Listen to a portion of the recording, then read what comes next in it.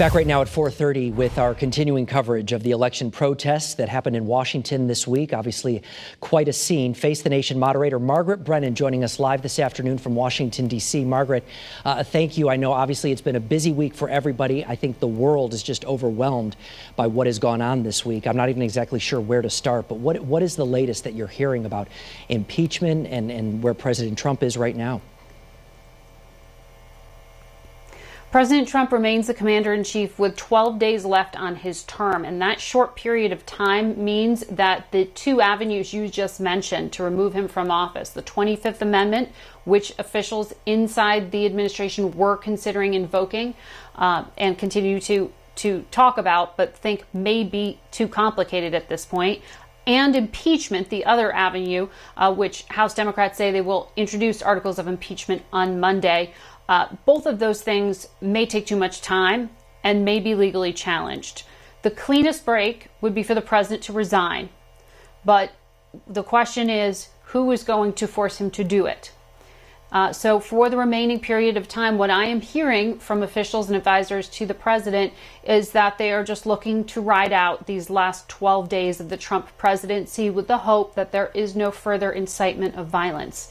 And that January 20th will come and have a peaceful transfer of power. I know I saw in your reporting this week, Margaret, that you were talking about how the circle around the president right now is just so small. I mean, can anyone tell him anything, do you think? Does he have any outside advice at this point?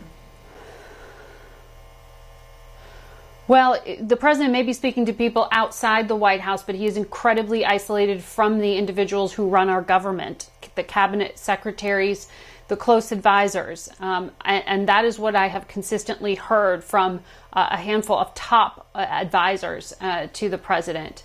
And frankly, that has been in some ways a relief that he is disengaged from the act of governing. But he remains the commander-in-chief with all the legal powers that go with it. And so that means that any tough decisions, for example, if there were a military conflict, all of those things would still come to his desk. And so that is why there is this debate as to how best to proceed in the coming days. The idea that the situation on the ground in Washington really grew out of hand at the instigation and the incitement of the President of the United States was a breaking point for many lawmakers. But at this point, many are just hoping that they can get through the next 12 days. What do you have coming up on Sunday? I'm sure you have a very big show, busy, a lot's going on, that's for sure. We do. It's and it's going to have to continue to be flexible and dynamic because we know that we may be in a very fast-changing news environment, but we will try to give our viewers the very best information on the other crisis, COVID-19, with Dr. Scott Gottlieb, but we'll give you the latest on the ground here in Washington from the mayor of D.C. We want to talk to her about how the inauguration on January 20th will be held without incident. Roy Blunt, one of the top Republican leaders in the Senate, Chris Coons, a top ally of the president-elect Joe Biden. As a Democratic senator, we want to talk to him about how they're going to address the security concerns that contributed to this ability of what some have called insurrectionists to breach the legislative branch of our government. It was quite a week for sure. Margaret Brennan, thank you very much. We appreciate your time and we look forward to your show coming up Sunday morning right here on Channel 3 at 10:30. Have a good weekend.